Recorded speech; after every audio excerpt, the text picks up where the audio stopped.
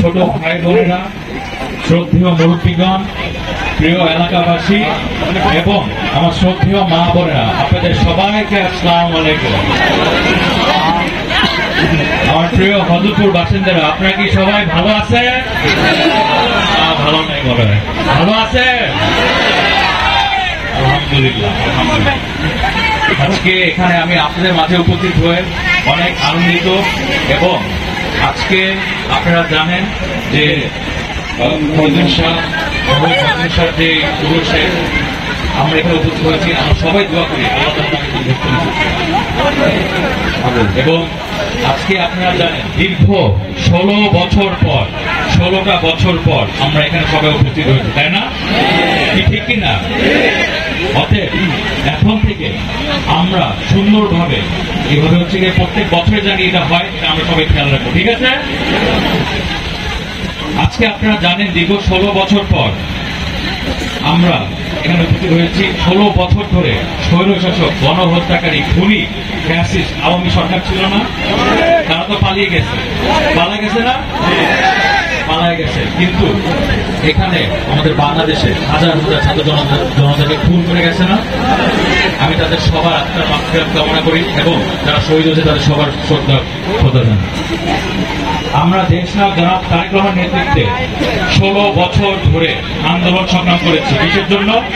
বাক স্বাধীনতার জন্য, মানবাধিকারের জন্য, ভোটাধিকারের জন্য এবং গণতন্ত্রের জন্য।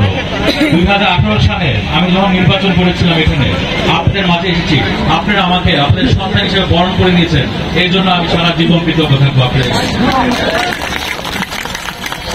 2018 সালে কি আপনারা কেউ কি ভোট দিতে পেরেছিলেন? এইবার ইনশাআল্লাহ আমরা এই তত্ত্বাবধায়ক সরকারকে সহযোগিতা করব, যারা সুষ্ঠু সময় একটা নির্বাচন দিবে এবং জনগণের আকাঙ্ক্ষায় যে সরকার প্রতিষ্ঠা হবে, সেটা আল্লাহর ইচ্ছায় আপনাদের সহযোগিতা হবে ইনশাআল্লাহ বিএনপির সাথে।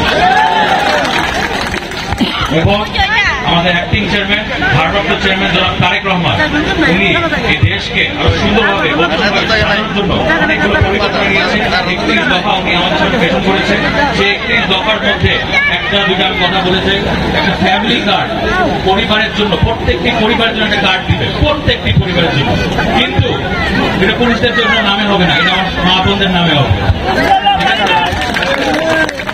মা বোনদের নামে হবে। এবং ওই কার্ড দিয়ে আপনারা পেনশন, থেকে খাদ্য সামগ্রী, ওটা পুরুষদেরকে আপনাদের কাছ থেকে কার্ডটা নিয়ে ওটা উঠে আনতে হবে, ঠিক আছে?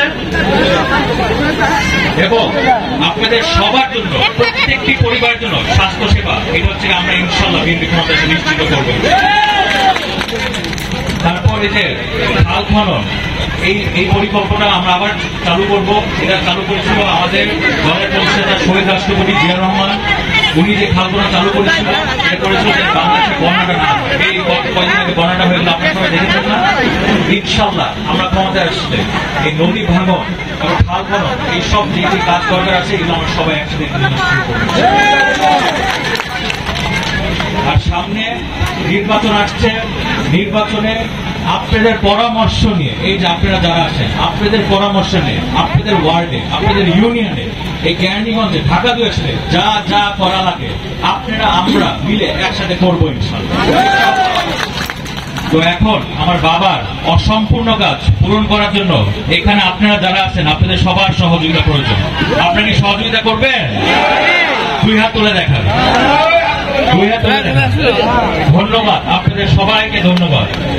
ইনশাআল্লাহ সামনে আমি ওয়াদা করছি আমার বাবার অসম্পূর্ণ কাজ পূরণ করার জন্য আমি সংগ্রাম করে যাব এবং এই ঢাকা 2 কেরানীগঞ্জ, হযরতপুর ইউনিয়ন ইনশাআল্লাহ একটি মডার্ন আধুনিক সিটি বানিয়ে ছাড়বো ইনশাআল্লাহ। তো আমি দোয়া করি আপনারা সবাই সুস্থ থাকেন, ভালো থাকেন। আজকে যে মেলা আয়োজন করেছেন, এই প্রোগ্রাম আয়োজন করেছেন, তাদেরকে অসংখ্য ধন্যবাদ। খুব সুন্দর প্রোগ্রাম আয়োজন করেছেন। সবাই পরিবার নিয়ে আসেন, আনন্দ ভোগ করেন, ঠান্ডার দিন, সবাই পিঠাও খেয়ে, সবাই ভালো থাকেন, আমার জন্য দোয়া করবেন, আমি আপনার জন্য দোয়া করি। সবাই সুস্থ থাকবেন, ভালো থাকবেন। আল্লাহ হাফেজ। বাংলাদেশ জিন্দাবাদ, দেশ বেগম খালেদা জিন্দাবাদ, শহীদ রাষ্ট্রপতি জিয়া রহমান অমর হোক, দেশ